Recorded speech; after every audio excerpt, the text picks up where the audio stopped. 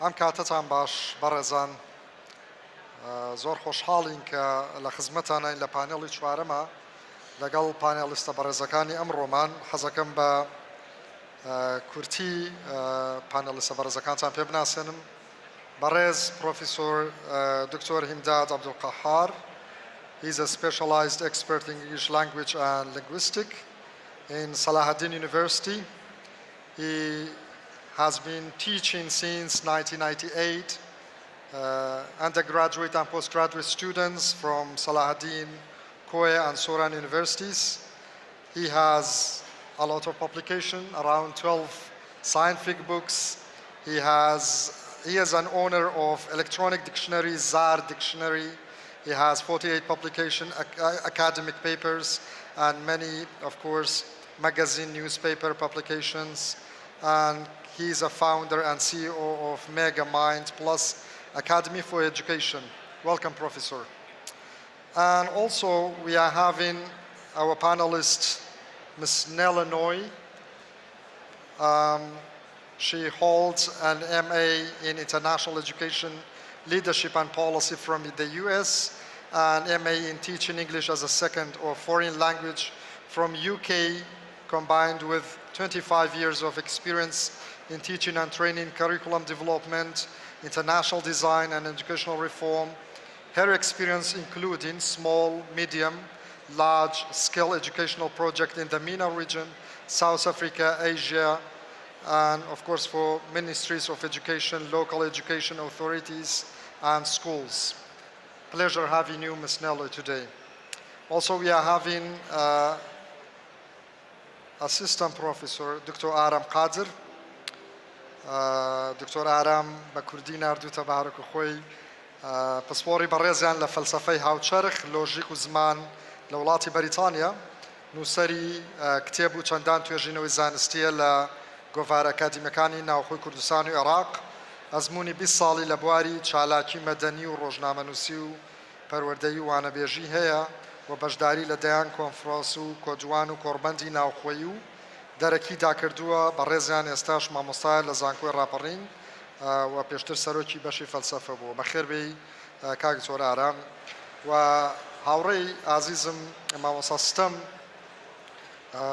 بەڕێزیان ماستەری هەیە لە فیلدی political philosophy from University of Exeter بە هەمان شێوە مامۆستایە لە بەشی علاقاتی دووەلی لە زانکۆی سلێمانی و لە هەمان کاتیشە بەڕێزیان سەرپەرشتیاری سنتەری پێداگۆجیە لە زانکۆی سلێمانی. زۆر زۆر بەخێربێی مامۆستای بەڕێز. حەزەکەم پرسیارەکان دەست پێ بکەین لە بەڕێز دکتۆر هیمدادەوە. طبعاً بەڕێزان تەوەری سەرەکی ئێمە سێ بابەتی زۆر زۆر گرنگە کە ئەوانیش باس لە سەرکردایەتی پەروەردەیی و ڕاهێنانی مامۆستایان و پەرەپێدانی ستانداردە نیشتیمانیەکان ئەکەین. ئەم سێتەوەرە زۆر زۆر گرنگە بۆ ئێمە و هەوڵمان داوە کە پرسیارەکان بە جۆرێک بێ کە دابەشیکەین لەگەڵ پانێلیستە بەڕێزەکانە بۆی هەریەکەیان کەڤەری ئێریایەکەن لەو بوارەی کە هەیە. لە پرۆفیسۆر دکتۆر هیمداد دەست پێکەم. جەنابی پرۆفیسۆر ئەگەر پێمان بڵێن ئێمە باسی مامۆستا ئەکەین وەکو سەرکردە. جەنابتان ئەزانن مامۆستا ڕۆڵێکی زۆر کاریگەری هەیە لەوەی کە بتوانێت ئاراستەی نەوەی نوێ بەرەو ئاراستەیەکی باشتر وە کە نەوەی نوێش خۆتەزانی بڕبڕی پشتی کۆمەلگایەکە لە هەمان کاتە بەتەکید کۆمەلگایەکی دروست بەرهەم دێ ئەگەر ئێمە بتوانین بنەمایەکی باشمان لە سەرەتاکەیەوە هەبێویش کە بریتیە لە مامۆستایەکی لێهاتوو سەرکردە لەو بوارەیە. ئێمە چۆن بتوانین مامۆستایەکی سەرکردە دروست بکەین و کارەکتەرەکانی مامۆستای سەرکردە لای جەنابتان چی؟ ئەگەر بتوان لە ماوەی 8 بۆ 10 خولەکە جەنابتان پێمان بڵێن سوپاستان ئەکەین. زۆر باش، ینی 8 بۆ 10 خولەکمانەیە قسەکانی خۆمان بکەینەوە. بەڵێ فەرمووی. زۆر سوپاس. سڵاو بەڕێزان، خۆشحاڵم کە لێرە ئامادەم لە کۆڕبەندی دووەمی پەروەردە کە بە لەلایەن وەزارەتی پەروەردەیی حکوومەتی هەرێمی کوردستانەوە ئەوزان بۆ دووەم ساڵە لە سەریەک ئەنجام دەدرێت کە ئەوە جێی خۆشحاڵیە. هەوڵ دەدەم لە ماوەی ئەو 8 بۆ 10 خولەکەی کە تەرخان کراوە ئەو بابەتەی کە پێویستە بە سەرکردایەتی پەروەردەیی لەگەڵ ڕاهێنانی مامۆستایان و ئامادەکردنی مامۆستا باز بکەم. سەرەتا ئێمە هەمومان وەکو بەڕێزانی تریش باسییان کرد با بڵێن ئەزمون و بەرهەمی ئەو مامۆستایانەی پێشە خۆمانین کە لە بن دەستیان گەورە بووین و پەروەردە بووین بۆیە ڕۆڵ و کاریگەری مامۆستا زۆر بە باشی دەردەکەوێت چێ لە ئێمە ئێستاگەر پرسیارێکی بەسیط لە خۆی بکە مامۆستایەکی نەبووە کە بۆتە هۆی پاڵنەری سەرەکی ئەوەی کە ئەمڕۆ تێیدایە و بەد پێچەوانەشەوە چێ لە ئێمە ئێستا مامۆستایەکی نەبووە لەبەر ئەو مامۆستایە ڕچی لە دەرسێکە لە بابەتێکە لە شتێکە کەواتە بزانە مامۆستا ڕۆڵی زۆر زۆر گەورەیە لە ژیانی هەمومان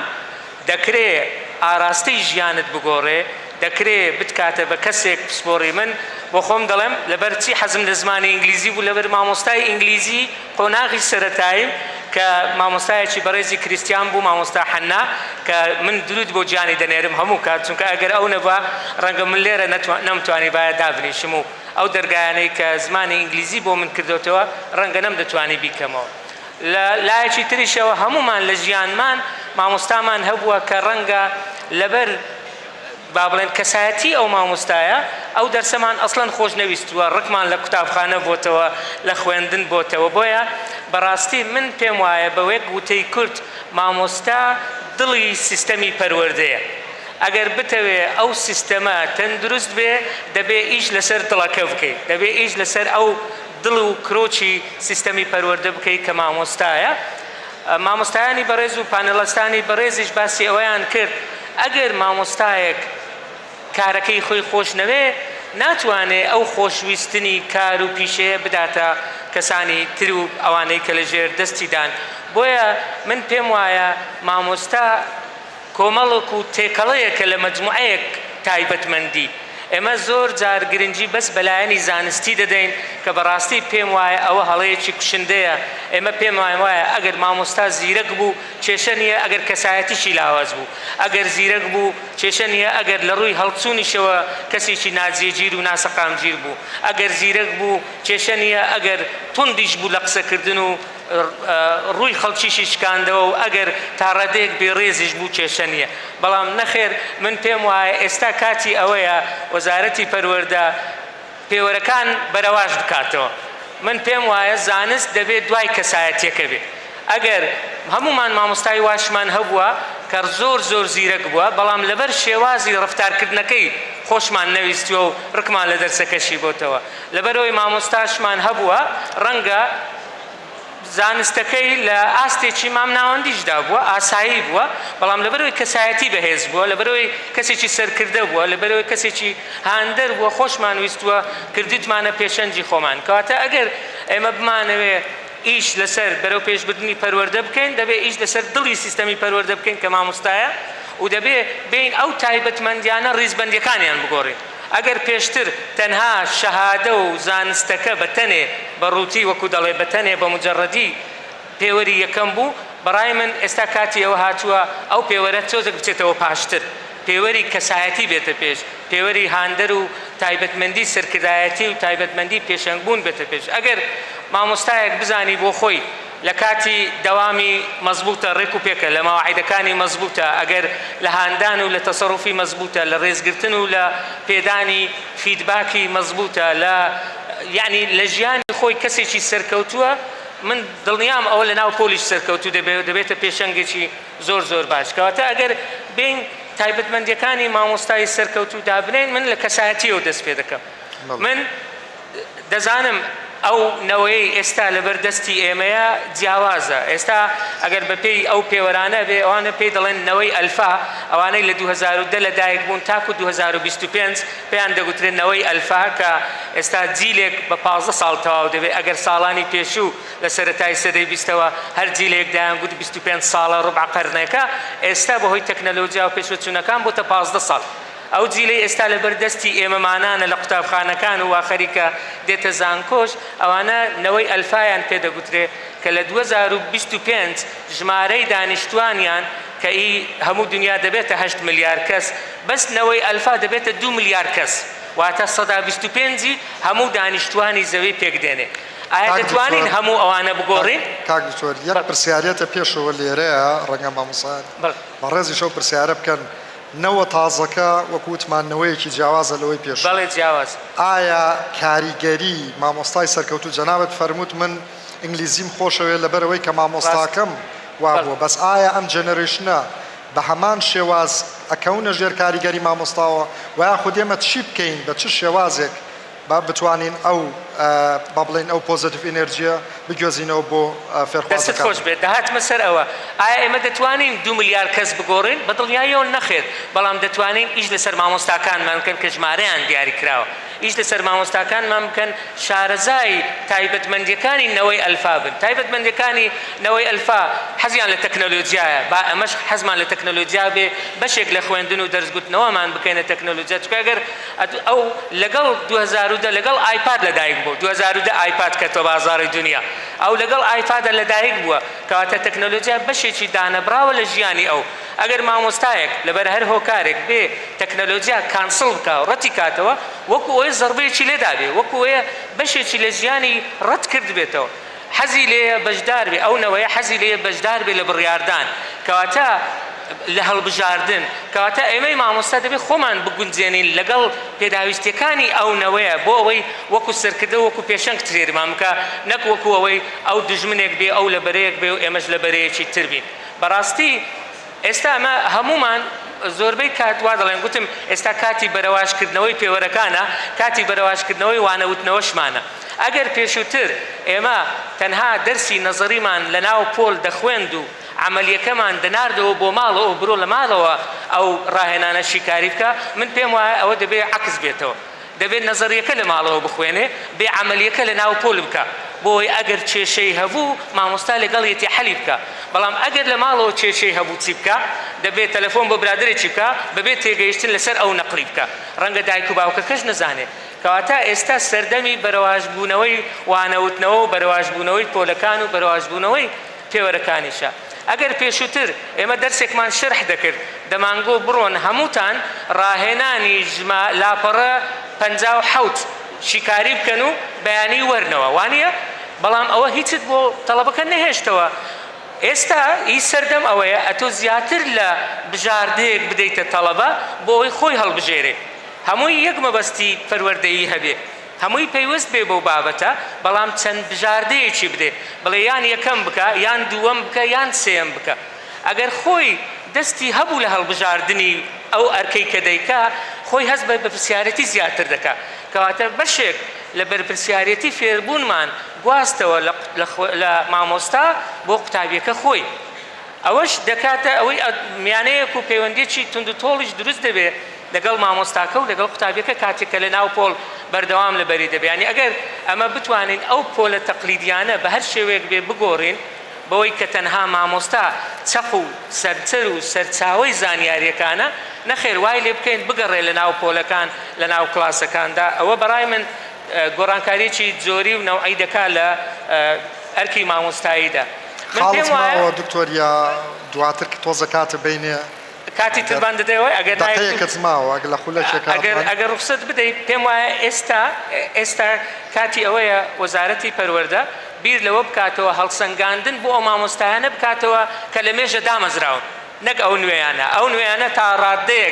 تا ڕادەیەک ڕاهێنانیان پێکراوە لەگەڵ تەکنەلۆجیا ئاشنان من دڵنیام ئەگەر دەست بکرێ بە هەڵسەنگاندنی مامۆستایان هەموو مامۆستایان لە ڕووی کەسایەتی و ڕەفتاریان لە ناوپۆل جارێ زانستەکە لێگەڕێ لە ڕووی کەسایەتی و ڕەفتاریان من پێم وایە بەشێکیان دەبێت بنێرینەوە ماڵەوە ئەگەر سیستەمی خانەنشینی پێشوەختە دابهێنین بەڕای من ئەوە دەیانگرێتەوە سیستەمی خانەنشینی پێشوەختە ئەگەر سەرپەرشتارێکی بەڕێژ مامۆستایەکی ڕاهێنەر یان هەر کەسێک ناوی هاوڕێی ڕەخنەگر ئەگەر پێی وایە تەوسیە دەکا ئەو مامۆستایە بە کەڵکی ئەو نەوەیە نایە ناڵێ بە کەڵک نایە بە کەڵکی ئەو نەوە نایە بەڕای من دەبێ بیر لەوە بکرێتەوە پێوەرێک هەبێ بۆ ئەوانە خاڵی کۆتاییم دوای ئەگەر دەقەیشترم بدێ مەمنون دەبم ئەوەیە هەڵەیەک کە وەزارەتی پەروەردە بەداخەوە ئەو هەڵەیە ماوەتەوە ئێستا نییە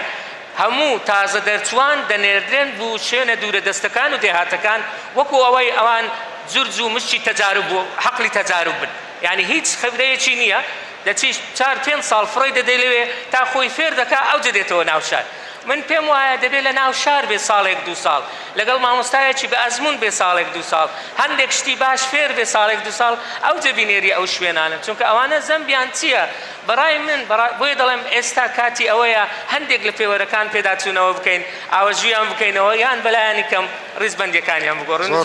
زۆر سپاس کاک دکتۆر بۆ وتە بەنرخەکانت. I will come to Ms. Nelinoy.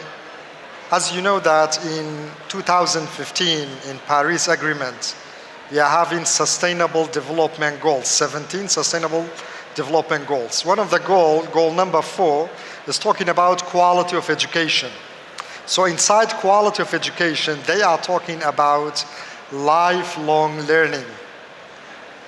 So based on your experience, you are having 25 years experience in different places, what is the, let's say, how you can share your experience with us in a way that we can change our system, especially the basic education here, in a way that students can continue their learning in their learning journey. So here, unfortunately, it's not like that. Once they finish their exam, they are just going to tear their notebooks and they throw it away. So how we can change this mindset? Thank you. I want to say, first of all, thank you to the Ministry of Education for the invitation. I want to thank my colleague for all those great insights.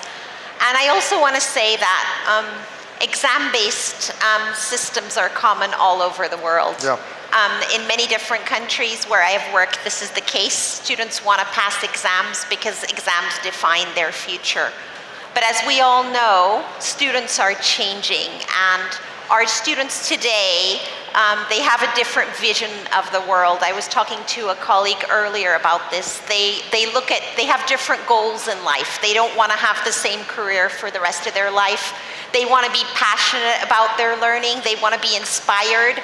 And we need to make sure that we do that. We need to ignite their curiosity. Because if we're just going to give them lectures, then the internet is more interesting for them, then social media is more interesting for them. And as teachers, I think one of the challenges is that we're competing now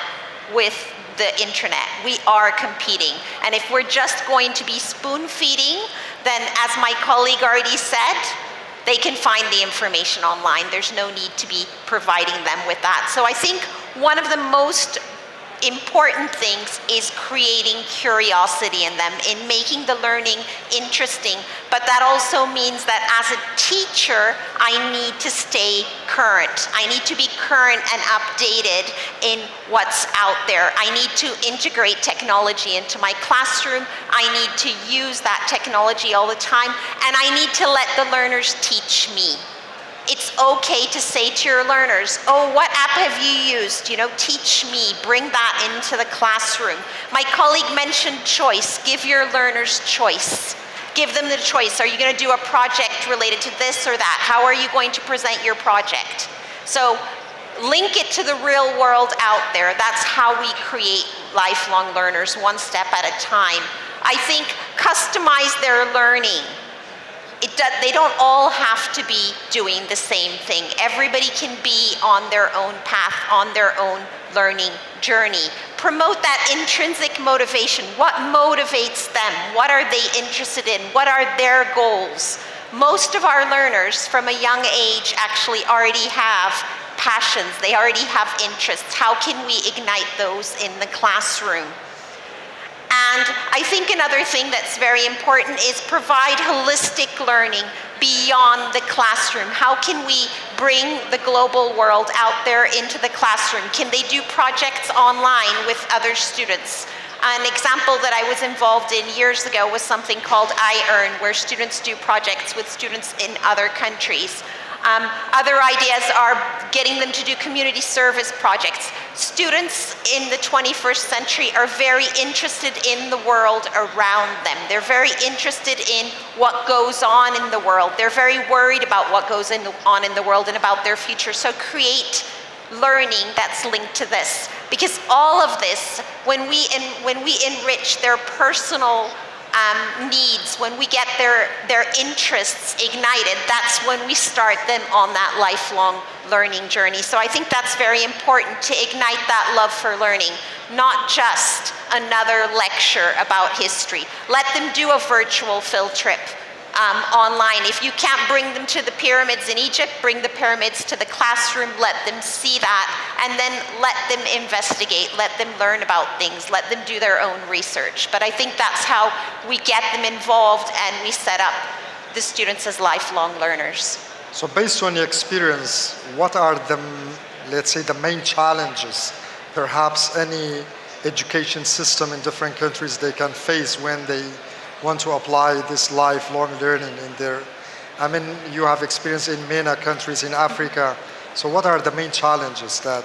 this country are suffering from? Yeah, it's a very good question. I think there's several challenges. I think number one, and I think my colleague was already talking about this, the role of the teacher changes. And as teachers, I once read an article and it said, as a teacher, you like to be a boss in your classroom. Yes? You go into teaching because you want to be a leader, yes, with your students. And the thing is that your role is going from being the manager to now being the facilitator. The facilitator who is going to be taking risks because you're going into an area, at least I am all the time, and I'm sure many of you are, that we do not master. We have to constantly learn. We have to constantly try new things. So for some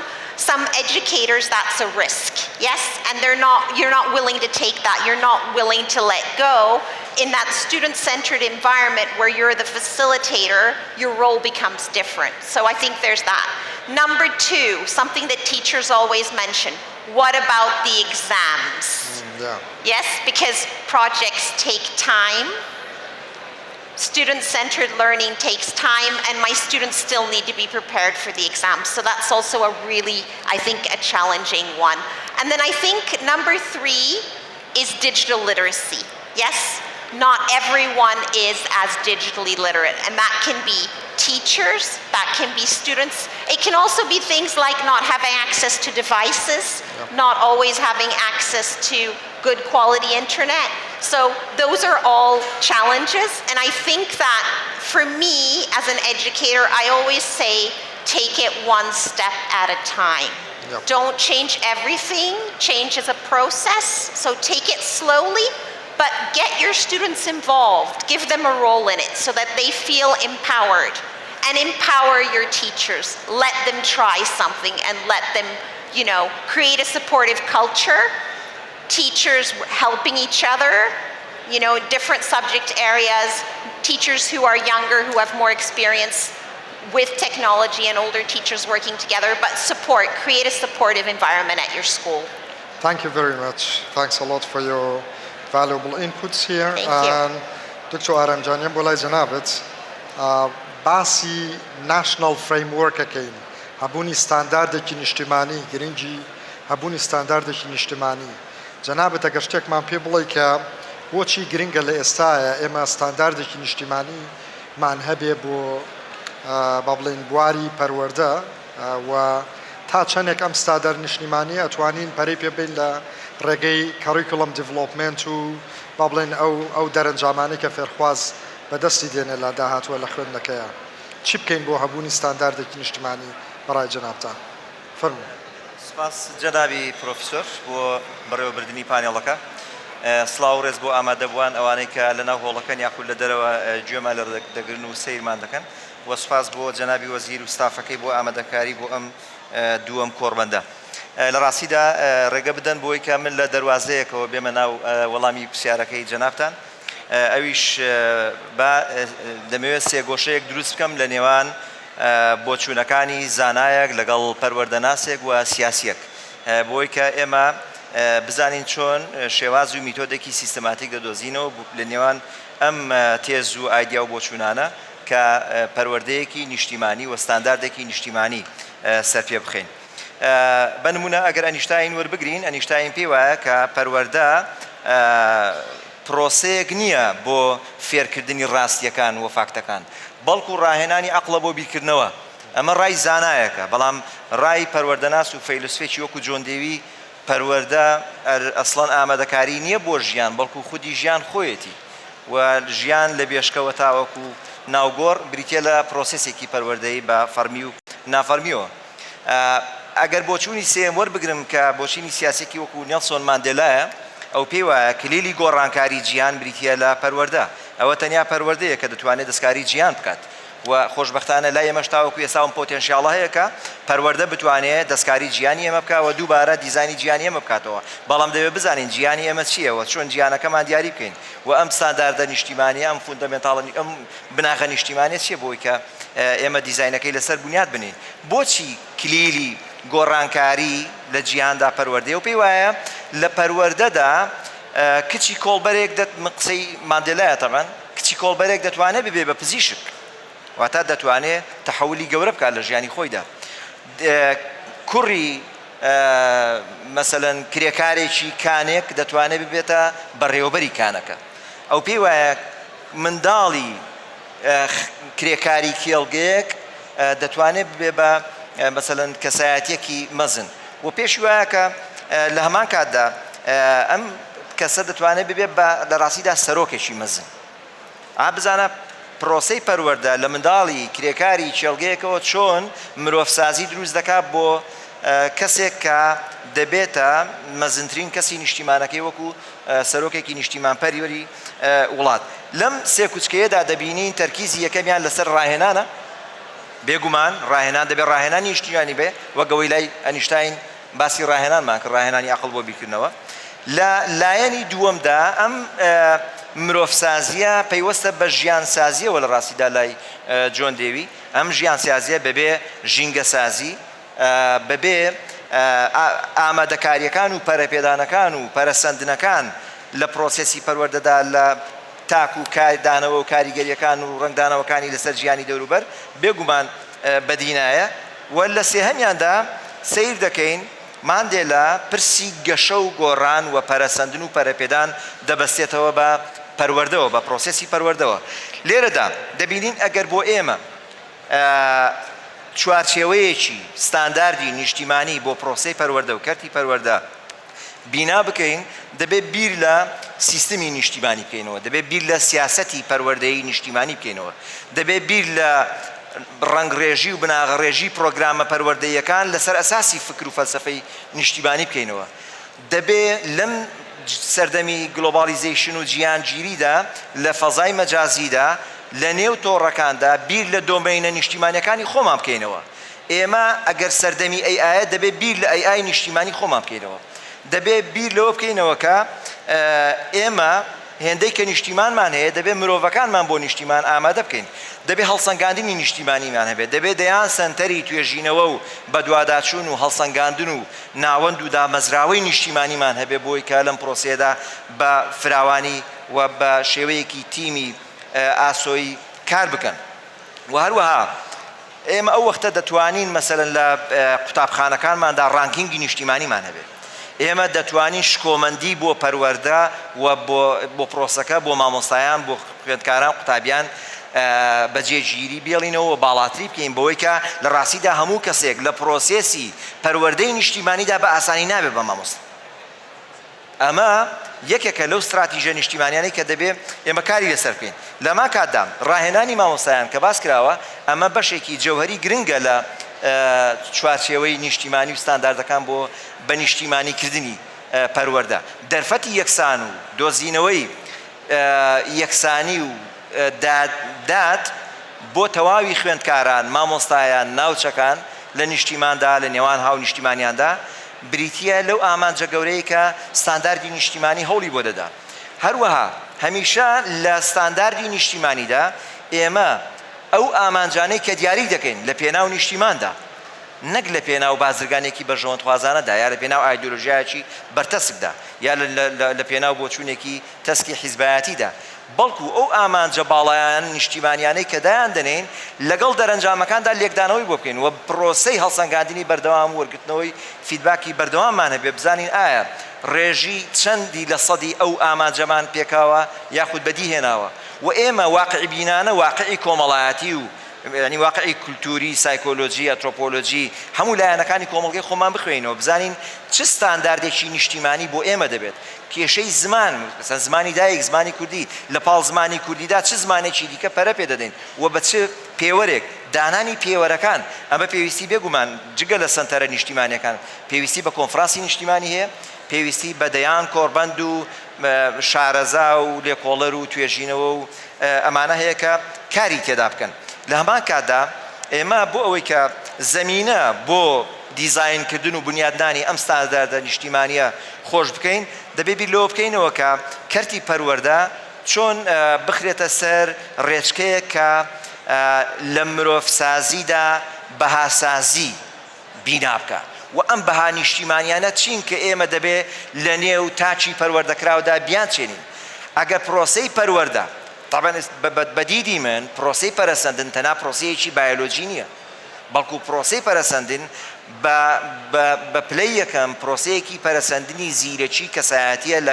گەشەسەندن و پەرەپێداندا کە پرۆسەی پەروەردە دەتوانێت ئەوە بدیبێنێ هەموو کۆمەڵگەیەکی پەروەردەکراو هەموو تاکێکی پەروەردەکراو دەتوانێت تاکو کۆمەڵگەیەکی پەرەسەندوو بێت و قەدەری ئێمە هەرگیز لەسەر شێوازێکی ڕەمەچی سروشتی نەبەسراوەتەوە کە ئەمێ دەبێت تا ئەبەت بەم شێوەیە بین بەتایبەت لە جیانێکی گۆڕاودا کە گۆڕانەکان هێندە خێرا جاری وا هەیە نەک بناوماندا بەڵکو بە تەنیشماندا تێدەپەڕن ئێمە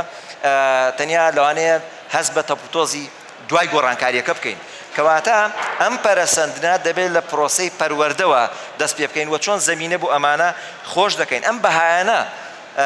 دێن ئەوە دەستشان دەکەن کە ستانداردی نیشتیمانی پەروەردەیی پێویستی بە چییە پێویستی بە چ جۆرە ڕێزمەندیەکە پێویستی بە چ جۆرە خۆشەویستیەکە پێویستی بە چ جۆرە ئینتیمایەکە پێویستی بە چ جۆرێک لە بیر و باوەڕە بە چ جۆرێک لە پاراستنی ژینگە و ژینگەسازیە چۆن ئێمە پەیوەندی نێوان مرۆڤەکان لە پەیوەندێکی دموکراتیانەی ئازاد و لیبراڵدا جارێکی دیکە ڕێک دەخینەوە چۆن ئەم کۆمەڵگایە لەگەڵ یەکتری ئاش دەکەینەوە چۆن ئەم هەموو پەرتەوازەییە دێنین لە ناو جیاوازیەکی جواندا بە یەکەوە بەرەو ئامانجێکی باڵاتر لە ناو چوارچێوەی بەرژەوەندیە نیشتیمانیەکاندا ئاراستەی دەکەین داما کاتدا ئەم ستانداردە نیشتیمانیە دەکرێت گرنگیەکەی لەوەشدا بێ بۆ کۆمەڵگەی ئێمە کە ئێمە لە بەرخۆری ڕزگار بکەین ئێمە لە ڕاستیدا ڕێژەیەکی زۆری ئێمە لە ناو دۆخی بەرخۆریدایە بەوانەیشی کە لە ناو بواری کاردان بەڵکو هەڵاوسان لە ناو ناوەندەکانی مەسەرەن وەزیفی و دەوانکردن و ئەوانە هەیە جگە لەوەی کە ئەتوو بۆی بتوانی پێوەرێکی زۆر سادە بینی لە کاتێکی خێرادا ناوەندەکانی سەرگەرمی و کات بە فیڕۆدان و کات بە سەربەردن هێندە زۆر دەبن بە نمونە لە شارۆچکەیەکدا ئەگە بەراوردێکی بەدە ساڵ لەمەوبەر لەوانەیە ڕێژەی لە 400 چایخانەکانی زیادی کردبێ کە لە چایخانەکانی ئێمەدا لە ڕاستیدا هیچ تێز و ئایدیا و ئارگومنت و تیۆر و فەلسەفەیەک سەرپێ ناخرێەوە بەدی ناهێنرێەوە هیچ دیالۆگێکی جدی لەو فەزایە وجودی نییە ئەمە پێویستە لە پەروەردەی نیشتیمانیدا ئەم نەخۆشیە کوشندەی بەرخۆریمان بۆ چارەسەر بکات بۆ ئەوەی کە ئێمە بتوانین ئەم دەرفەتە یەکسانە بەدادا بۆ هەموو هاونیشتیمانیان بسازێنین بۆی کە قوتابی و خوێندکار لە ناو ناوەندەکانی خوێندندا کە دەردەچن بەر لەوەی هەر پلەیەکی زانستی و ئەکادیمی و پەروەردەی و ئەوانەیان وەرگرتی بێ وەکو هاونیشتیمانیەک بیرکەنەوە بیرکردنەوە وەکو هاونیشتیمانی لە وڵاتەدا لە تەنگژەدایە لە قەیرانێکی قوڵدایە هاوڕێیانی پێشتر بەلای ئەوەدا ڕۆیشتن و شتێکیان لێ باس کرد لە ستانداردە نیشتیمانیەکان لە دنیادا لە چۆنێتی دروستکردنی ئەم کادیرانە بیر لەوە کراوەتەوە کە لە ڕاستیدا ئەم پرۆسەی مرۆڤسازی لەما کادا پرۆسەی نیشتیمانسازیە چونکە نیشتیمان بەبێ هاونیشتیمانیەکانی ئێمە ناتوانین بڵین پەیوەندێکی جەدێلیمان لە نێوان خۆشەویست و خۆشویستراودا هەیە سپاس کاک سۆرجان زۆر سپاس بۆ وتە بە نرخەکانە دەست خۆش بێ بەڕێزان پێش ئەوەی بچمە لای مامۆستا ستەم حەزەکەم وەکو پانێڵەکانی پێشوو بیرتان بخەمەوە زەحمە نەبێ پرسیارەکانتان لە ڕێگەی بارکۆدەکانەوە ڕەوانەی لای ئێمە بکەن بۆ ئەوەی کە بتوانین کۆمەڵە پرسیار لە پانێڵستە بەڕێزەکان بکەین مامۆستا ستەم جان من و تۆ زەمانێکە خەریکی پێداگۆجی و وەبزەمەوە 5 ساڵە بێوانێ خەریکی پێداگۆجین لە بواری خوێندنی باڵایە بەڕای جەنابەت چ گۆڕانکاریەک ڕوویە لە مامۆستاکان لە خوێندنی باڵایە پاش ئەوەی کە فیدباکێکی زۆرمان کۆ کردەوە لە مامۆستاکان ئایا ئەکرێ خۆتە زانی کاتی خۆیمە لەگەڵ وەزارەتی خوێندنی باڵاشە ئەم ئینەمان ناوە باوڵێن ئەم سەجێشن و پێشنیارەکە ئەم پرۆسەیە بە تەنها لە وەزارەتی خوێندنی باڵایە مانایەکی وا نابەخشێ ئەگەر وەزارەتی پەروەردە شتێکەڵی ئەم پرۆسەیە نەکرێ بەڕای جەنابەت ئێمە چی بکەین تا چەند گرنگە مامۆسایانی بەڕێزی وەزارەتی پەروەردە بە هەمان شێوەی مامۆسایانی وەزارەتی خوێندنی باڵا لەو جۆرانە لە ترێنینی پێداگۆجیە ئامادە بن و چ کاریگەریەکی گرنگی ئەبێ لەسەر ئاستی وشارکردنەوەی بە بڵین تاکەکان و لە هەمان کاتیشات جێنەرێشنی داهاتوو چونکە وەکوتمان لینکێکی تەواو بەهێزێ لە بینی مامۆستایەکی بەهێز پەروەردەیەکی بەهێز تاکێکی بەهێز بۆ داهاتوو فەرموو. ئێوارەتان باش و سڵاوتان لێبێت زۆر خۆشحاڵم ئەم ساڵیش لێرە لە دووەم کۆڕبەندی پەروەردەیی لە خزمەتانام دەستان خۆش بێ و ماندوو نەبن. من قسەکانم دابەشەکەم بۆ دووتەوە لە تەوەری یەکەمە وەڵامی بەشی ئەوایەمەوە کە ئێمە لە خوێندنی باڵا چەند ساڵی ڕابردوو خەریکی چی بووین و دواتریش ئەم پرۆسەیە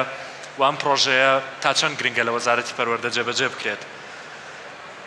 چیرۆکی پێداگۆژی لە خوێندنی باڵا ئەبێ ئەو پرسیارە بکەین کە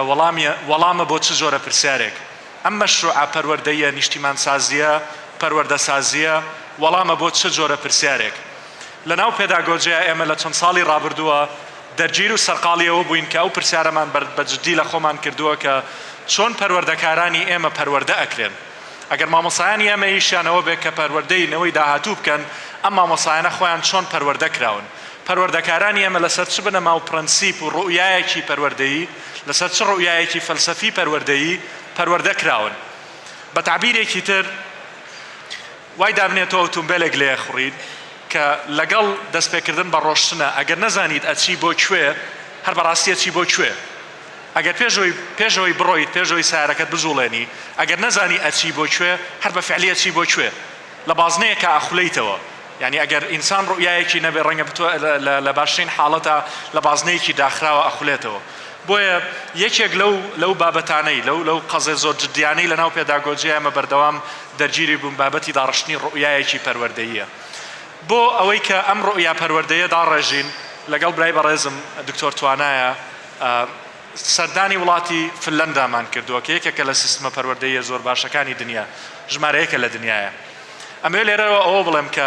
سەردانکردنی ئەم گروپە مامۆسایە و گەڕانەوەمان بە هیچ جۆرێک پەیوەندی بۆ نییە یاخود بەو تعبیرە نایەت کە ئەو پێداگۆژەی لە کوردستان هەیە هێنانی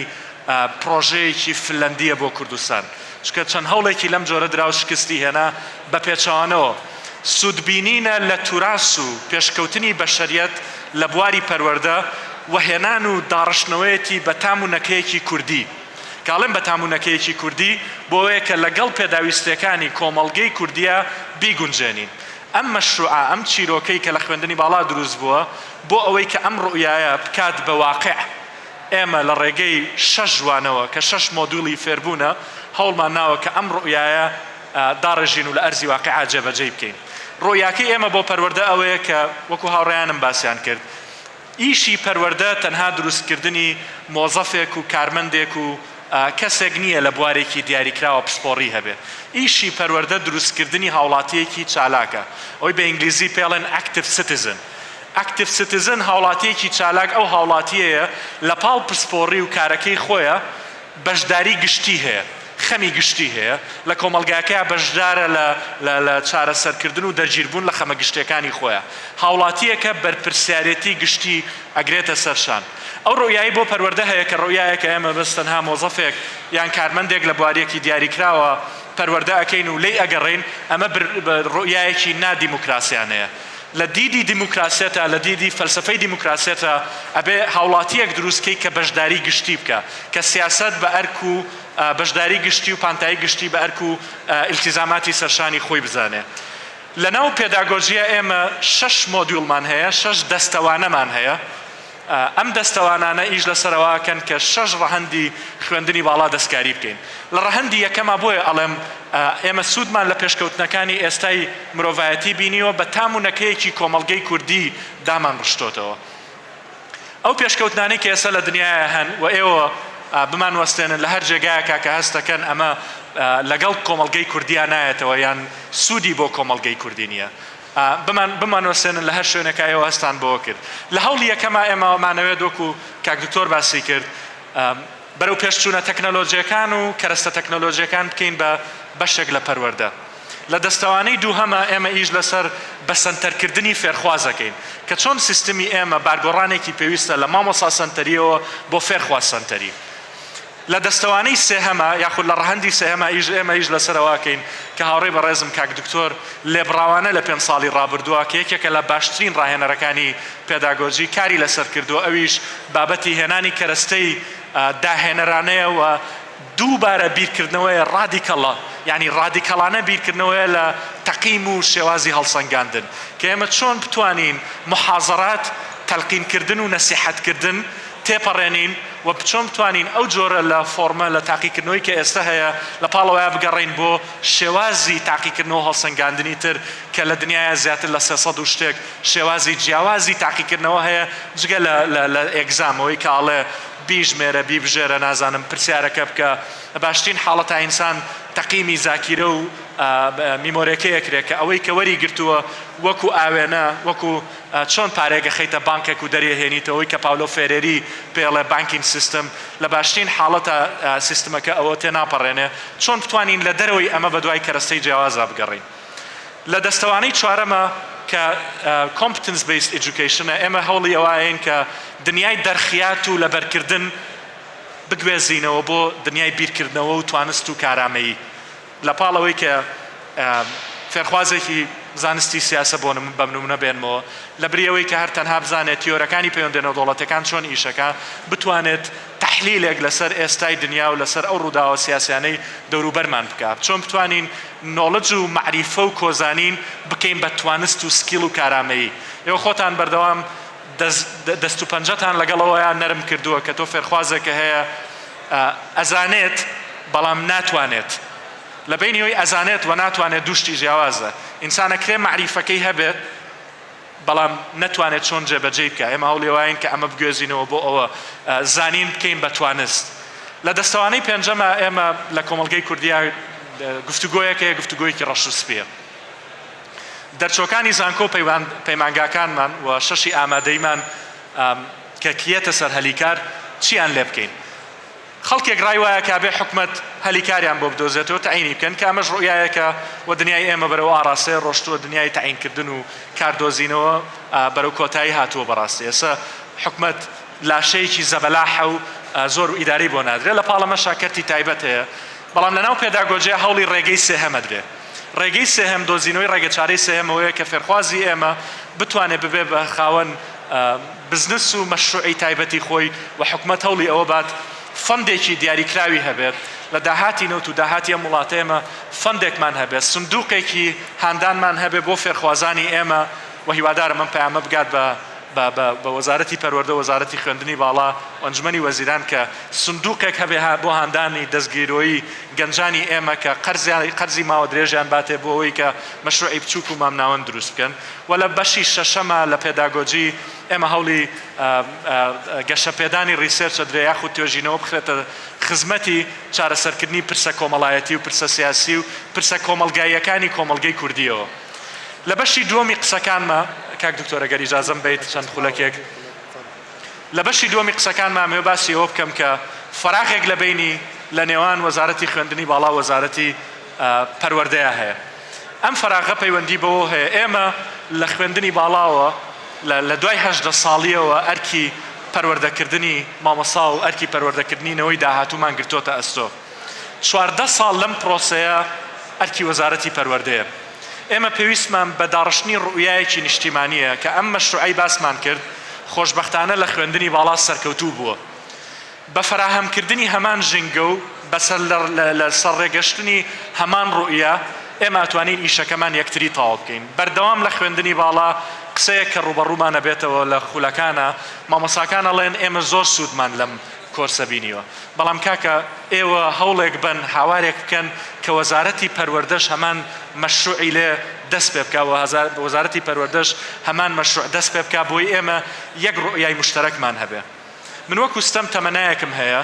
هیواخوازم ڕۆژێک لە کوردستان پرسی پەروەردە لە پرسێکی حزبی ململانەی حزبی و دابەشبوونی حزبیەوە بهێنرێتە دەرەوە وەکو پرسێکی نیشتیمانی سیر بکرێ لە کۆمەڵگەی کوردیە ئێمە لەناو کۆمەڵگەیەکی دابەشبووی قوڵە لەناو کۆمەڵگەیەکی بە سیاسی بووە لەناو کۆمەڵگەیەکە هەر شتێک بە تەرازوی حزب پێورێ ئێمە قورسە بتوانین باز لە پرۆژەیەکی نیشتیمانی بکەین خۆشبەختانە لەناو خوێندنی باڵایە لە گەرمیانەوە بۆ دوهۆک ئەم مەشروعی توانەسازیە توانیوێتی وەکو پردی پێکەوە گرێدانی کۆمەڵگەیەکی دابەشبوو کار بکات بەڵام من هەمان خۆزگەم هەیە کە لە نێوان خوێندنی باڵا و پەروەردەشە ڕوئایەکی مشتەرەکدا بڕێژین کە پێکەوە چوارچێوەیەکمان هەبێ کە هەموو چاومان لەبەو بێ کە ئەوەی ئێمە لە پەروەردە و خوێندنی بانام ئەمانەوێ دروستکردنی هاوڵاتیەکی چالاکە ئەم هاوڵاتیە چالاکە لە نەتیجە سوودی بۆ کۆمەڵگەی کوردی هەیە لە نەتیجە بەشداری گشتیەکە بۆیە پێکەوە گرێدانی هەردوو لامان من بۆیە لەسەر ئەوە وەستام کە ئێمە چی لە خوێندنی باڵا ئەکەین یان ئەو مەشروعی ئێمە لەوێ دەستمان پێکردووە لەگەڵ هاوکاران و هاوڕێیانمانە چییە بۆ ئەوەی کە ڕوئایەکی مشتەرەک دروستکەین کاتێک کە هێتە سەر کۆتا خاڵ کە ئەمەوێ باسی بکەم لە کوردستانە دوو لایەنی کەم چەند ئارگومنتێکی مەترسیدار هەیە لەناو کۆمەڵگەی پەروەردەییە کە لەم پانێڵە و لەم کۆڕبەندە و لە کۆڕبەندی پار ساڵی شاباسەکرا چەند ئارگومنت و دیدگایەکی مەترسیدار هەیە کە من ئەمەوێ لەسەری بۆستم یەکەم ئارگومنتی مەترسیدار ئەوەیە کە بە چاوێکی کەم سەیری ئەمنەوە نوێیە ئەکرێ کە ئێستا لە کوردستانە ئەم نوێیە زۆر جار خەریکی پرۆسەیەکی تاریکاندن و دێواندن و زۆر جاریش یینن ئەوەی کە پێڵن پرۆسێکی بە شەیتانیکردنە کە گوایەنەوەیەک لە کوردستان بەڕێوەیە هیچ ئینتیمای نیشتیمانی نییە ئەم نەوەیە هیچ نازانێ نەوەی تەکنەلۆژیایە ئەم دیدگایانە زۆر مەترسیدارن و من بەو توانم تەواضعی کە هەمە تا بتوانم بەرگری لەوە کەم کە ئەم قسەیە لە جێگەی خۆیانە دیدگای دووهەم کە مەترسیدارە بە هەمان شێوە بەسەر چاو دیدگای دووەم کە بە هەمان شێوە مەترسیدارە لۆمەکردنی مامۆسایانی زانکۆ و پەروەردەیە بەوەی کە ئەمان ناتوانن ئیشەکەی بکە ئیشی خۆیان بەباشی بکەن تکاتان لێ یەکەم کەس مەنێرنەوە بۆ ماڵەوە هیچ مامۆسایەک مەنێرنەوە بۆ ماڵەوە هەوڵ بەن جارێکی تر پەروەردەیان بکەن لەو جێگایی کە فێرخوازێک و مامۆسایەک کە ناتوانێ ئیشەکەی بەباشی بکە و کە ئاگداری ئەوە نییە کە حەز و توانە و چێژی فێربوونی نەکردووە ئەوان نین بەرپرسیارن بەرپرسیارەتەکە بە پلەی یەکەم لەسەر ئاستی ستونی لەسەر بڕایەتداڕێژەرانی بواری حکومڕانی و پەروەردەیە ئەوە لەسەر ئاستا ستونیەکەی لەسەر ئاستا ئاسۆیەکەشی لەسەر شانی پەروەردەکارانە من قسەکانم بەوە کۆتایی پێهێنم زۆر جار لە کوردستان ڕەشبینیەکی زۆر هەیە ئەڵە کاکە جان تۆ خەریکی ئەمەی لە سوودێکات چەند مامۆسایەک پەروەردەکەی چ سوودێکی هەیە چی بکەین لە وڵاتە بەڕاستی ئەمە چ سوودێکی ئێمە توانین چی بکەین لەناو ئەم هەموو تاریکی و لەناو ئەم هەموو گرفت و کێشە کۆمەڵایەتی و سیاسیانەی دەوروبەری ئێمەیە من قسەکەم لە کۆتاییە بۆ کۆتایی هێنم بەڕاستی لە حیوارێکە لە جێگایەکە لە بینی سپارتاکۆس و سوپاسالارێکی ڕۆما کە بە شۆڕشی کۆیلەکان ناسراوە حیوارێکی زۆر سەرنجڕاکێشی تایە لەوێ سپارتاکۆس کە سوپاسالارەکە بینێ لە بەردرگای ڕۆم نزیک بۆتەوە سپارتاکۆس بە سوپاسالارەکە ئەڵێ جاری داهاتووە بینم ئەو کوژم سوپاسالارەکە بە سپارتاکۆس ئەڵێ جاری داهاتوو تۆ ئەم بینی هەوڵەی بمکوژی سپارتاکۆس بە سوپاسالارەکە ئەڵێ هەوڵدان هەموو ئەو شتەیە کە ئینسانێکی ئازا دەتوانێت بیکە بۆیە من قسەم ڕووی دەمم لە پەروەردەکارانە ئاسانە لە ماڵەوە دانیشین و بڵین زانکۆی ئێمە هیچی تا بەسەر نییە زانکۆی ئێمە لە سەر و لێژبوونەوەیە ئاسانە بڵین پەروەردەی ئێمە هیچ بنەمایەکی تیان نییە هیچی لێ سەوز نابێ بەڵام قورسە هەوڵ بدرێ بۆیە من هیوادارم هەوڵەکانمان بە ئاراستی ئەوە بێ کە ئەوەی پێمانەکرێت لە شوێنی خۆمانەوە مامۆساکانمان و بڕیاردارە ڕژانانی پەروەردەیی هەوڵی دروستکردنی سەرەتایەکی نوێ بدرێ لەسەر ئەو بنەما و ڕۆیایی کە باسمان کرد و زۆر خۆشحاڵ و سوپاسانەکەم زۆر سوپاس مامۆسای بەڕێز مامۆستا ستەم بۆ پرسیارەکانت بەڕاستی کاتمان بە پێی ئەوەی کە پانێڵی پێشوا بزانام تۆزە درەنگتر کۆتایی پێهات لەبەرەوە تقریبا 15 خولەکمان ماوە پرسیار چەند پرسیارێکیان ناردووە کاک تۆری بەڕێز ئەگەر پرسیاری ئەتەوێت جوابی پرسیار بیتەوە نووسیوتە یاخۆت پرسیارێک نووسرا بوو یەک دوو تعلیقی بچووتشم هەیە و تەواو با کورتی فەرموو زۆر سپاس وڵا زۆر سپاسی برادران دەکەن کە شتی زۆر باشیان کرد پرسیارێک دکتۆر ئومێد کردبووی ئایا مامۆستای ڕۆبۆت دەتوانێت جێگەی ئەوە بگرێتەوە یان نە مامۆستای تر بگرێتەوە بۆ ئەوی لەگەڵنەوەی ئەلفا تەعامل بکە من پێم وایە مامۆستای ڕۆبۆت قەت ناتوانێت جێگەی مامۆستای فعلی بگرێتەوە بەهۆی با بڵێن ئەو لایەنە کۆمەڵایەتی و هەست و عاتیفەیەی کە لە ناو دانیا بەڵام ئەو مامۆستایی جێگەی مامۆستای پۆل دەگرێتەوە ئەوەیە کە ژیری دەستکرد دەزانێت بەکاربێنێ یعنی هەر مامۆستایە بەڵام توانای هەیە ژیری دەستکرد لە خزمەتی خۆی بەکاربێنێ ئەوە دەتوانێت جێگەی مامۆستایەک بگرێتەوە کە ناتوانێت ژیری دەستکرد بەکاربێنێ بە کورتی لەگەڵ قسەکان زۆربەی برادرانم بەڵام ئەوەی من پێم وایە ضروریە بیری لێ بکرێتەوە پێشتر ئەگەر مامۆستا سنتەر بوو بێ ئێستا بە پێداگۆجی قوتابی بۆتە سنتەر من پێم وایە مەرحەلەی قوتابی سنتەر بوونیش تێپەڕیوە ئێستا دەبێت فێربوون ببێتە سنتەر یعنی دەبێت فێربوونەکە پرۆسەی فێربوونەکە ببێتە سنتەر کە فێری بکەیت چۆن فێر بێ نەک تەنها بەس قوتابیەکە بکەیتە سنتەر و هەرچەندە دەزانم ڕەنگە هەردووکمان یەک بگرینەوە لەو شتەی کە ئەوەش بەشێکی بەوە دەکرێت کە قوتابیەکە سنتەر بێت بەشێکی بەڵام دەبێت هەممی ئێمە خەمی ئێمە هەمووی پرۆسەی فێربوونەکە بێ فێری بکەیت لە هەڵسەنگاندنەوە ئەگەر یەک کاتی ترم هەبێتەوە لە هەڵسەنگاندنەوە منش پێم وایە هەڵسەنگاندنی هەم خوێندنی باڵا هەم وەزارەتی پەروەردە پێویستی بە پێداچوونەوەیە شێوازی هەڵسەنگاندنەکە بە لێکچواندنێکی زۆر کورت ئەگەر چەند ئاژەڵێک بێنی دای بنەی بۆ نمونە مانگایەک گوێ درێژێک مەیمونێک ماسیەک بڵێ یەڵا تاقیکردنەوەتان پێ دەکەم بزانم چێ دەتوانێت بەسەر ئەو دارە هەڵگەڕێ بەسەر ئەو درەختە هەڵگەڕێ کامیان دەباتەوە بەڕێزە بە دڵنیایی مەیمونەکە دەیباتەوە چکە ئەو با بڵێن ئەو توانایی بەسەردا هەڵگەڕانە هی ئەوە ئیشی ئەوە زیاتر مەبەستم ئەوەیە کە ئەمە هەمان ئیمتیحان هەمان تاقیکردنەوە بۆ 100,000 قوتابی دەکەین ناکرێ هەمووی نفسی تاقیکردنەوە بێ کە هەمان تاقیکردنەوە بۆ 40 کەس دەکەین لە ناو شعبەیەکە ناکرێ هەمان دەبێ بژاردەی تێدا بێ دەبێ پرسیاری جیاجیای تێدا بێ بۆ توانای جیاجیا بۆ کەسی جیاجیا ئەگەر نا کەس ناتوانێ هەموو گرەوەکە بباتەوە کاکتۆر زۆر سپاس بە یەک دەرفەتی کورتیش بین بە ئەم یەک خاڵی تر مەجال ماوەیە ئەزمون وەرگرتن لە ئەزمونی گەلان زۆر گرنگەوەی مامۆستا باسی کرد بەڕێزان ئەگەر سەیری ستاندەرەکانی مامۆستای سەرکەوتوو لە وڵاتانی ئەمریکا و ئەندەنوسیا و فینلەندا بکەیت زۆربەی هەر زۆریان لەگەڵ ئەوەن کە زانستەکە یەکەم نییە ئەگەر لەوەی ئەمریکا دەستان دەردی هەیە بە 4 کاتیگۆری دابەشی کردووە یەکەمیان دەڵێ فێربوون دووەمیان دەڵێ زانیاری ناوەڕۆک سێمیان دەڵێ وانەوتنەوە چوارەمیان دەڵێ بەرپرسیارەتی ئەگەر ئەوەی ئەندەنوسیا باز بکەین کە یەکێکە لە وڵاتە پێشکەوتوەکان لە بواری پەروەردە ئێستا ئەو 6 دەرەنجامی داناوە 6 ئاوتکەمی داناوە کە یەکێکیان دەڵێ پەروەردەکارێکی ئەخلاقی بێ کەسێکی کارامە بێ هەماهەنگکار بێ سەرکردە بێ بنیادنەر بێ لە ڕووی فەرهەنگیەوە ئاشنا بێ ئەوەی فینلەندا ئەوەی بەڕێزانی پێداگۆجی زۆر باسی دەکەن بفعل تەواوە ئەویش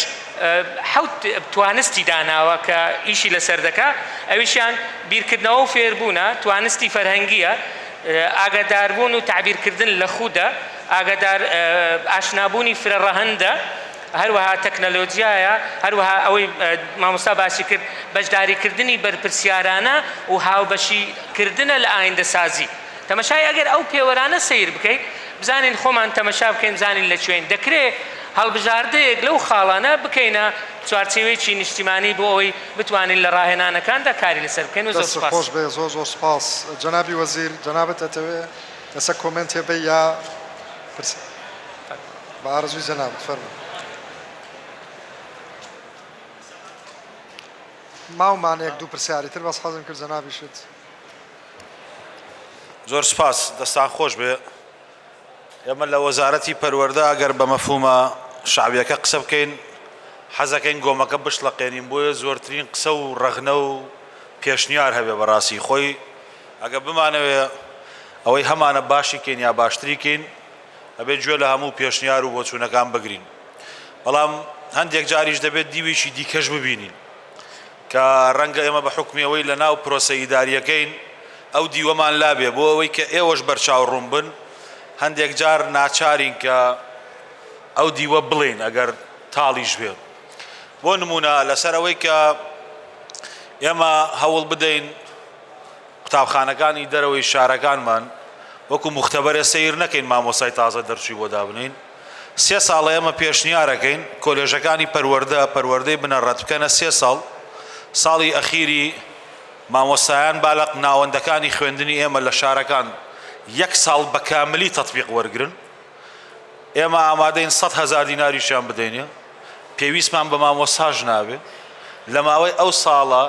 لەلایەن خۆتانەوە ئیشرافی بکەن و لە قوتابخانەکەش هەڵسەنگاندنی وەربگرنەوە و ئەو مامۆسایە یاریدەدەرە بێ لەگەڵ مامۆسایەکی دیکە بەڵام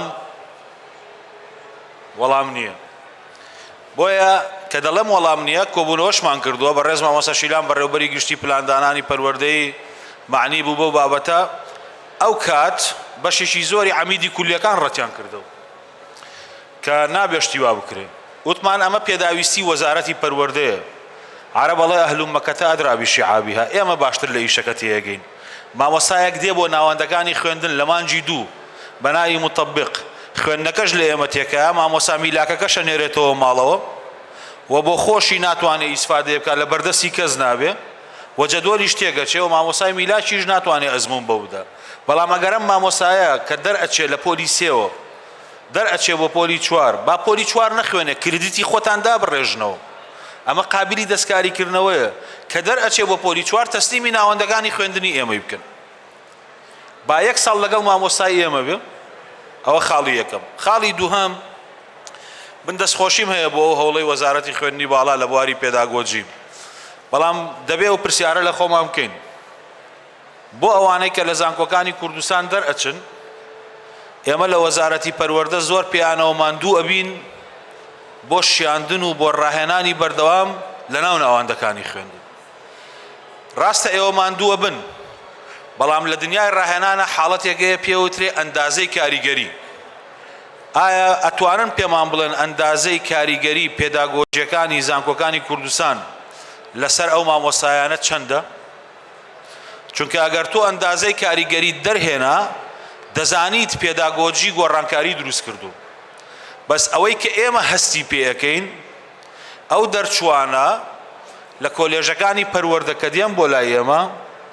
ئێمە هەندێک جار بەڕاستی ناچارە بین پێیان بڵێ نەبێ خولێکی 3 هەفتەیی ببینن ئەمە خەلەلە پێویستە چاشی بکەین و پێویستە ئەندازەی کاریگەریەکانی وەربگرین من دڵنیام لەوەی کە ئەمە گۆڕانکاری دروستەکە یەکێک لە بەڕێوەبەرایەتیە گشتیەکانی ئێمە نامەیە ناوبێنم 100 مامۆستای بۆ ڕاهێنان وەرگرت بوو ئێمەش لە وەزارەتی پەروەردە استراتیجی ڕاهێنانی 7 ساڵەمان هەیە کە ساڵی پار یعنی ساڵی خوێندنی 23-24 لە دوهۆک لە سۆران لە زاخۆ لە هەولێر لە هەمووی جێبەجێ کرا لە هەندێک ناوچە جێبەجێ نەکرا بەڵام جێبەجێ کرا و پرۆژەی دیداکتیک کەوتۆتە بواری جێبەجێکردنەوە ڕەنگە لەگەڵەوەی زانکۆ هەندێک گۆڕانکاری تیابێ هەندێک شتیشمان لە ئەساسیات لە یەک بچێ بەڵام دەبێت ئەوە بزانین کە حتا شێوازەکانی وانەوتنەوە لە قۆناغی باخچە بنەڕەتی جیاوازن لە ئامادەیش جا چجا بۆ زانکۆ مەرج نییە ئەو مۆدێلی پێداگۆجی لە زانکۆ هەیە ئێمە کۆپی پەیستی بکەین بەڵام دەکرێت ئێوە لە زانکۆکان لە سنتەرەکانی زانکۆ ئێمە بە ڕسمی داواکەین دوای کۆنفرانسە هەموو سنتەرەکانی پێداگۆجی با بفەرمون بۆ وەزارەتی پەروەردە پرۆژەکەی ئێمە ببینن ئێمە 2 بەیانی لێرە لە یەکێک لە هۆڵەکانی ئێرە وەرکشۆپی ڕاهێنانمان هەیە کە وەرکشۆپی ڕاهێنانمان لەسەر استراتیجی ڕاهێنانە ساڵی پار مامۆستا لە لای ئێمە لە هەولێر لە دوهۆک لە سۆران لە زاخۆ هەموو هەفتەیەک بە شەوانەیەک ڕاهێنانی لە ناو ناوەندەکەی خۆی لەسەر میتۆدی سوقراتی میتۆدی ڕەغنەی بیرکردنەوە میتۆدی کراوە میتۆدی ئەسکەلە لەسەر ئەو میتۆدانە وەرگرتو بەوانەوتنەوە هەموو هەدەفەکەشمان ئەوەیە کە قوتابی بکەینەوە بە سنتەر و مامۆستا بگۆڕین لە فێرکارەوە بۆ هاریکاری فێرکار چونکە نابێ مامۆستا فێرکار بێ ئەبێ هاریکاری فێرکار بێ بۆیە ئێمە پێمان خۆشە ئەو ئەزمونەی پێداگۆجی لەگەڵ ئەو ئەزمونەی کە استراتیجی ڕاهێنانمان هەیە لە وەزارەتی پەروەردە بێن بەیەکەوە دراسەی بکەین و بیگونجێنین چونکە ئێمەش متەطەلباتمان هەیە لە وەزارەتی خوێندنی باڵا و لە زانکۆکان ئێمەش داواکاریمان هەیە ئێمەش هەندێک بابەت هەیە کە پێویستمانە چونکە دوجار پرۆسەکە نابێ وا سیر بکرێت کە خەتای جیهەتێکە دەوەرانێکە ئەوەی دەبێتە مامۆستا بەرهەمی وەزارەتی خوێندنی باڵایە و بەرهەمی وەزارەتی پەروەردەش بەرهەمێکی متەبادلە لە نێوان هەردوو لاوانە ئەگەر بە هەماهەنگی کاری بۆ نەکەین ناگەینە نەتیجە بەڵام ئەما بێت بە فیعلی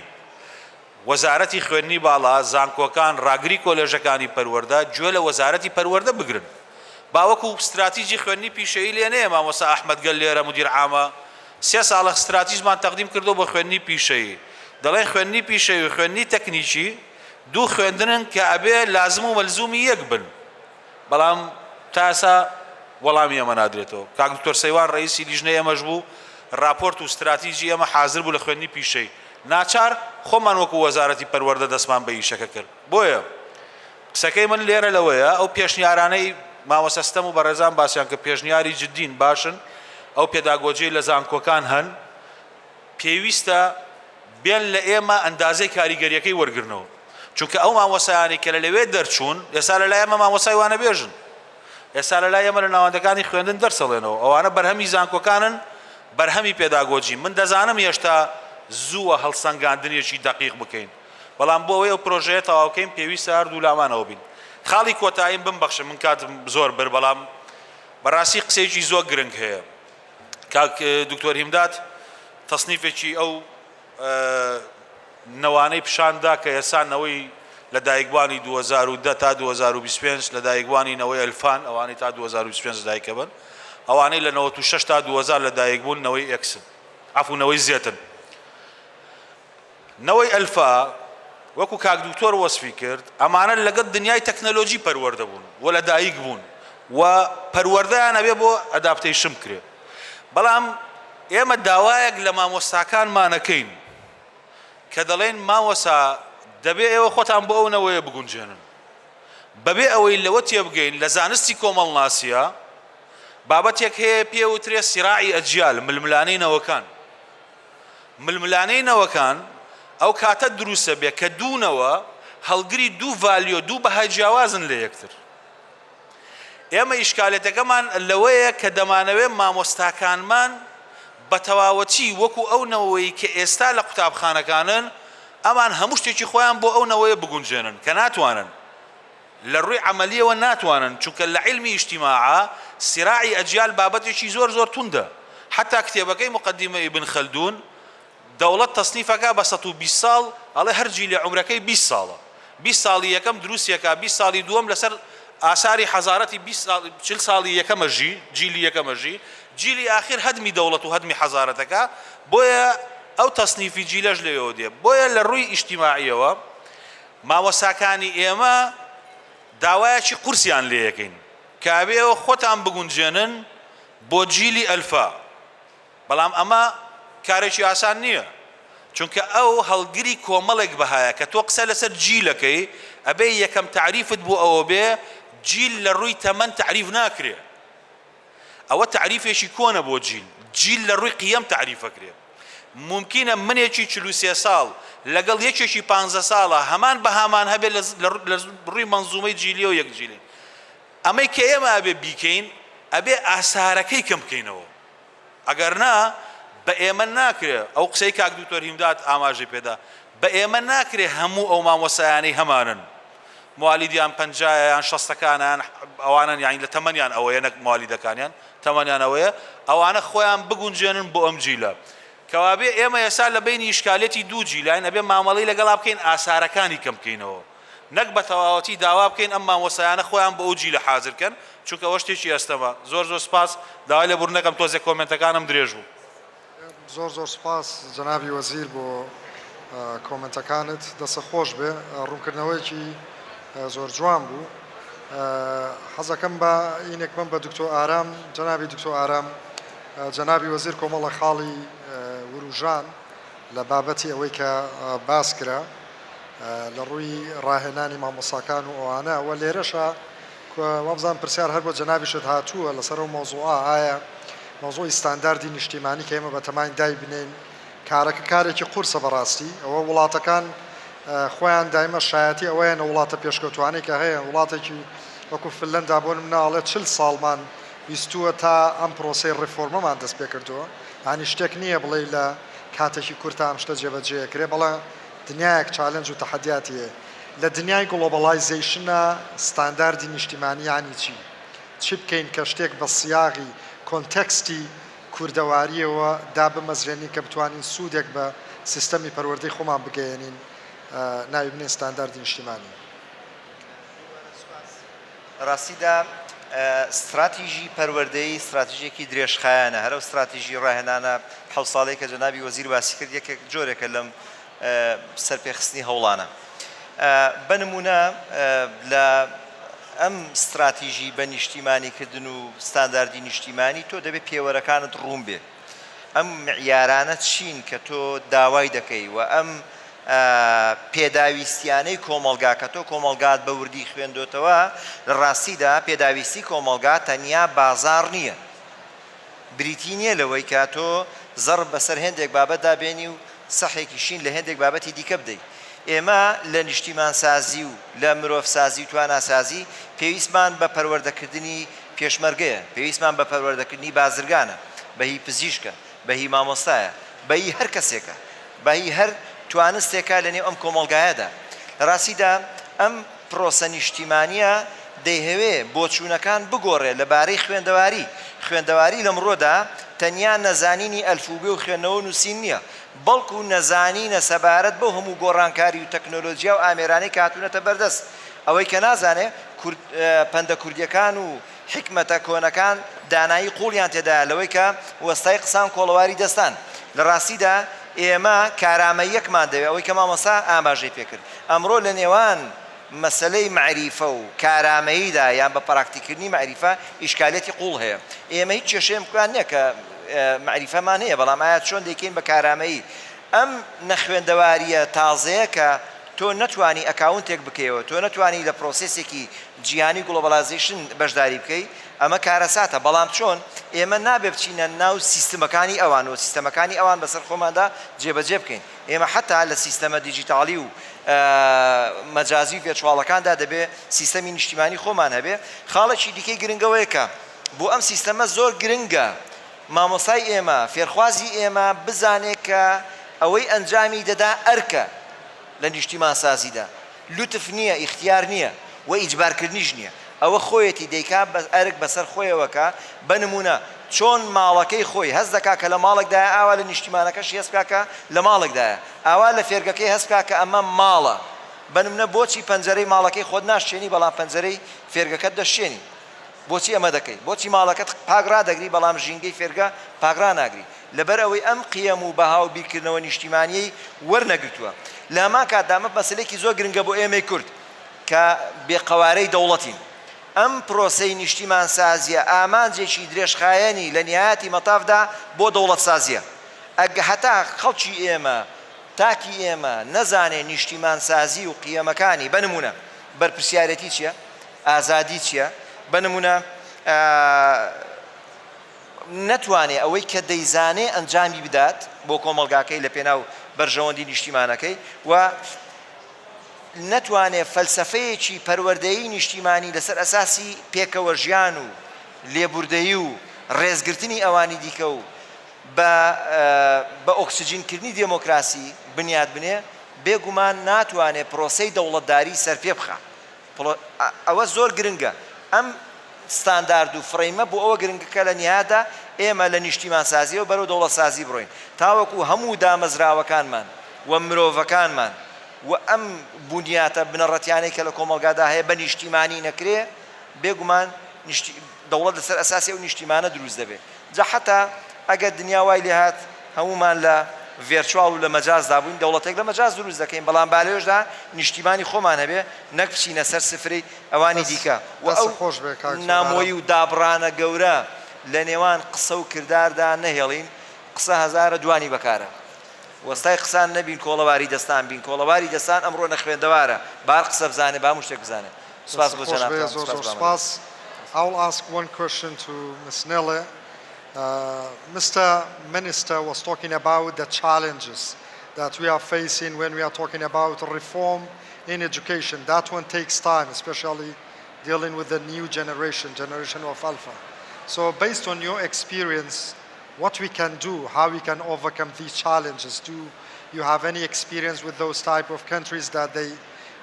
struggled with this kind of challenges? So I think first of all that what's been mentioned several times is the whole idea of we need a long-term strategy and we need to go step by step. It's like Finland took 40 years. Some countries went much faster, but you know, first of all, you don't want to be Finland. You want to be yourself. Yes. You want to move towards something that works for you. I always say, please don't copy. Yes. Because countries that tried to copy other countries have been highly unsuccessful and are often now at the second or third wave of education reform. So I think that's very important. Developing a long-term plan, but that takes it step by step. I think teachers are the key. Okay, technology is not, like colleagues said, technology is not going to take away the job of the teacher. Technology is going to replace the teacher who doesn't know how to use technology, yes. But, so I think teachers are the key, and I think that upskilling teachers and, how can I say it, making the teaching profession more professional. I think the key to Finland, if I look at Finland and everything that's been said about Finland, all the research, and you can say, yes, they pay their teachers very well, yes, you know, all of these things. But the one thing in Finland that stands out for me is that in Finland, teachers are highly respected and they are considered professionals. So I think that's where it all starts. We need to look at what can we do to change the role of the teacher, but also to make them professionals. I think the teachers really are key, but then going, you know, setting a long-term strategy and going at it step by step, and also that monitoring and evaluation as we move forward. You know, I think countries where it went wrong, they all went at it very fast. They tried to achieve change overnight. They didn't really monitor and see where, you know, things weren't going very well, and so they weren't successful. So I think that you know, those are, to me, those mechanisms. And yes, higher education, you know, assessment within education, all the different departments and entities working very close together, where research and practice really support each other. I think that's very important. Thank you very much. My last question within 3 minutes, Mama Jan Holba. جوابم بەرەوە لە 3 دقەیە 3 خولەکە جەنابی وەزیر باسی کۆمەڵێک لەو خاڵانەی کرد کە جەنابتان گوێتان لێ بوو وەکو ئەو چالنجانەی کە هەیە و بەشێک لە دەرەنجامەکان کە لە پێداگۆجیە هەیە جەنابەت وەکو سەرۆکی یەکێک لە سنتەرەکانی پێداگۆجی لە کوردستان چ بە دوواداچوونە فیدباکێک هەرچەنە لە ماوەیەکی کورتایە وەکو جەنابیشی باسی کرد بەڵام ئێمە چیمان بەدەستەوەیە لە ئێستایە وەکو نەتیجەیەک ئەگەر پیشانی خەڵکی بین وەکو فیدباکێک بڵین ئەم پرۆسەیە باشە و ئێمە چۆن نتوانین بە کۆمەڵە گۆڕانکاریەوە هەوڵ بین یارمەتی مامۆسایانی وەزارەتی پەروەردە بین کە ئەم پرۆسەیە سەرکەوتوو بێت. دەست خۆش کاک دکتۆر، بەڕاستی خۆشحاڵ بووم بە قسەکانی جەنابی وەزیر کە ئێستا دوای 2 ساڵ لەم کۆڕبەندە خەریکە پردێکی پەیوەندی و ڕۆیایەکی مشتەرەک دروست دەکەین و بە خۆشحاڵیەوە پێشنیارەکەی جەنابەت بۆ بەشداریکردن لە داڕشتنی ئەو ڕۆیایە قبوڵەکەین و بەشدارە بین تایە. بە سروشتی خۆشم بەشدار بم لە هەر پرۆژەیەکە دوای بەرگری لێ یەکەم چونکە بەشدار بووم لە گفتوگۆکەیە. سەبارەت بە کۆمنتی ئەندازەی کاریگەریەکە مەشروعەکە 2019 دەستی پێکردووە و لە بەشی یەکەمیشمە پایلەت ستەدی بوو وەکو تەجروبە خولەکە ڕۆشتووە تاوەکو ئێستا 7000 مامۆسا مەشقی پێکراوە نزیکی 7000 مامۆسا لە خوێندنی باڵا و لە وەزارەتی پەروەردە و لە وەزارەتەکانی تریش مەشقیان پێکراوە. قەت ئەومان نەکردووە بە پێوەر کە ئەم مامۆسایار کەسێک بڕوانامەی ماسەر یا دکتۆرای هەبوو بێ وەکو برای بەڕێزم کاک دکتۆراران باسی کرد جا لە وەزارەتی ناوخۆ بێ یا کارەبا لە کشتتوکاڵ بوو بێ یا پەروەردە وتومانە بابێت ئێمە پێویستمان بەوەیە کە جارێکی تر ئەم کادرە ئەم هەڵگری بڕوانامەی خوێندنی باڵایە مەشقێکی تر ببینێ. لەم 4 ساڵەیە ئێمە ئیشمان لەسەر ئەو بەڕێزانە کردووە کە نازناوی زانستیان نەبووە. بە تعبیرێکی تر ئەو جیلەی کە هەتاوەکو ئێستا نازناوی زانستی نیە لە زانکۆکانە ئێمە مامەڵەمان لەگەڵ ئەمانەیە کردووە و ئەم خەڵکەش بە سروشتیەوەی کە ئیشیان بەشێکیان ئیشیان دەستکەوتووە بەشێکی تریشان شوێنی کاریان نەبووە بڵاون پەرش و بڵاون ئەمە یەکێک لە سەبەبەکان. دوو ئەم پرۆسەی گۆڕانکاریە پرۆسەیەکی دوورمەودایە. گۆڕانکاریەکەی ئەگەر مامۆسایەک لە کۆلێژی پەروەردە وەربگرین 2019 خولی پێداگۆجی بینی بێ ئێستا ئەم ساڵ یا ساڵی داهاتوو دەرچۆکەی ینی بەر ئەوواکەوێت کە دەرچووی هەبێ ئەمە لە باشترین حاڵەت ئاگەرم مامۆسایە 2019 لە کۆلێژی پەروەردە پێداگۆجی بینی بێ و نازناوی زانستی وەرگرتە بێ ئێستا لە 2024 ڕەنگە دەرچۆکەی هەبێت و هەست بە کاریگەرەکەی بکەین نایشارمەوە زۆر بە سەراحەتەمەوێ ئاماژە بە کێشەیە کەم کە ئێمە هەمانە لە خوێندنی باڵایە ئەم پرۆژەیە بێ گرفت و کێشە نییە ئەویش گرفت و کێشەی ئەو مامۆسایانن کە نازناوی زانستیان هەیە یعنی پێش وەخت نازناوی زانستیان هەیە و پێشووتر خولی شیاندنی وانەوتنەوەیان خوێندووە من ڕێگە بە خۆم نایم بە هیچ جۆرێک قسە لەسەر ئەوە بکەم یان ڕەخنە لەو نەوەی پێشووتر بگرم خۆشبەختانە و بە سوپاسێکی زۆرەوە هەستەکەم قەدەر و یەزان خۆشی ویستوم کە بەردەوام مامۆسای باشمە بووە و بەر مامۆسای زۆر باش کەوتوم لە ژیانمە ئەوەی کە 2019 ئێمە لە فنلەندا بەری کەوتوین لە پرسی بە سەنتەرکردنی فێرخوازە دکتۆر زانا ڕەوف لە 2009 لە زانکۆی سلێمانی جێبەجێیە کرد لەبەرەوە لەو جیلە مامۆسای زۆر باشم هەبووە بەڵام ئێمە گرفتێکیشمان هەیە کە ئەو مامۆسا بەڕێزانە کە نازناویان هەیە کە زۆر جار پرۆفیسۆری یاریدەدەرن مامۆسامانن ئەیانخینە سەر و سەر چاومان بەدەست جۆرێک لە کێشەی ئیگۆ لە خوێندنی باڵاوە ئەناڵێنین کێشەی ئیگۆ لە ناو زانکۆکانی ئێمە بەڕاستی کێشەیەکی گەورەیە کە ئێمە خەڵکێکمان هەیە ڕای وایە کە معریفە و زانین و خوێندنی ختم کردووە کە ئیتر پێویستی بەوە نییە جارێکی تر خولێکی مەشق و شیاندن بخوێنێ کە ئەگەر بش فڕێ هەر بزنە یعنی ئێمە بەدۆست خەڵکێکەوە ئەناڵێنین کە بەڕاستی نایەت ئامادەی ئەوە بێ بکرێتەوە بەرەو فێربوون دەواازەکانی بەرگریکردنی بکاتەوە و فێر بێ لەگەڵ ئەمنەوەیە بەڕاستی ڕوئیای پەروەردەیی و ڕوئیای فێربوونمان زۆر جیاوازە من نامێ ناوی هیچ کۆلێژێک بێنین بەڵام لەناو ئەو زانکۆی سلێمانیە لەگەڵ هەندێک لەو بەڕێزانەیە بەڕاستی ڕوئیامان زۆر پێچەوانەیە بۆ فێربوون یەکێک لەو قسانەی کە ڕوبەڕوومانە بێتەوە ئەوەیە کە ئەڵێن پەروەردە بۆ نمونە پێداگۆجی مەجموعەیەک برادەر ئەیکات کە باگراوندی خۆیان پەروەردە نییە من زۆر ئەم قسەم زۆر لا جێگەی پرسیار و سەرنجە چۆن لە سیتەک باخەکانی لێ هەر کەسێک باخێکی ئەو سیاجی کردووە و شوێنێکی هین کردووە خەریکە اختصاسیش لە کوردستان وای لێت کە ئیتر مەسەلەن من اختصاسم سیاسەیە سیاجێکی بە دەورە ئەکەم ئیتر کەسی تر بۆی نییە قسە بکە کاک دکتۆر فەلسەفە بە هەمان شێوە و هەندێک برادەریش ڕایان وایە کە بواری پەروەردە بەز اختصاسی ئەوانە کەسێک لە باگراوندی علومی سیاسەیان کاک دکتۆر لە باگراوندێکی زانستیەوە نابێ قسەی لەسەر بکە ئەوە هی ئەوانە لەبەرەوەی ئەوان خوێندویانە بەڕاستیم تێگەیشتێکی زۆر تەقلیدیە بۆ دنیا ئێستا لە دنیای باسی فرەکاییەکرێ باسی ئەوەکرێت کە مەڵتی دیسپلینەری way of looking at things ئەوەی کە تۆ فرەکایانە سەیری شت بکەی و پەروەردە بەڕاستی بواری هەمومانە بۆیە ئەو قسەی کە کاک دکتۆر کردی لە ئەندازەی کاریگەری ئێمە ئەندازەی کاریگەریەکەمان فیدباکی زۆر باش و وردمان وەرگرتوتەوە لەو کەسانی کە نازناوی زانستیان نەبووە و ئێستا نازناوەکەیان وەرگرتووە بۆ ئەوانەی کە نازناوی زانستیان هەیە مەشروعێک لە خوێندنی باڵا ئامادەکراوە بۆی کە ئەوانیش خولێکی خێرا ببینن بەڵام بڕوان پێ بکەن زۆر بە حەزەر و زۆر بە لە سەرخۆیی و بەوریاییەوە وەکو عملیاتی مێشک بەنیازین ئەو پرۆژەیە تەرحکەین بۆی ڕەتفعلی زۆر نەبێ یعنی ئێمە لە ژینگەیەکە ئەژین خەڵکێک ئاوا لە دوور و سەیرێکاڵێ کاکە مەجموعەیەک گەنجن هاتوون باسی پێداگۆجیەکەن لیان گڕێ 4 ساڵی تر بێتاقەتە بن یعنی بەڕاستی ئەوە ڕوو یەکێک بۆ لەو گرفتانەی کە نەوەیەک وەکوتم ئەم قسەیەم گشتاندن نییە بە هیچ جۆرێک یەک دنیا خەڵکی باش و مامۆسای باش لەو نەوەیە هەن بەڵام جۆرێک لە بەرەنگاریکردن جۆرێک لە بەربەست هەیە بۆ گۆڕانکاری و بۆ هاتنە پێشەوەی سەرەتایەکی نوێ ئەوە یەکێکە لەو سەرنجانەی کە ویستم لەسەر قسەکانی کاک دکتۆر بیکەم زۆر سپاس بۆ جەناب بەڕێزان زۆر داوای لێبوردنەکەین وابزانام کاتەکە زۆر لایەوە لە کاتی خۆی بە داوای لێبوردنەوە توانیمانەوە کە فەرکەین لەگەڵ پانێڵە سەبەڕێزەکانمانە دووبارە زۆر سپاس بۆی بەڕێز کە گوێتان لێگرتین و شێری تێبینەکانتان کرد زۆر سپاس بۆ پانێڵە سەبەڕێزەکان هیوای ڕۆژێکی خۆش بۆ هەموو لایە دەستان خۆش بێت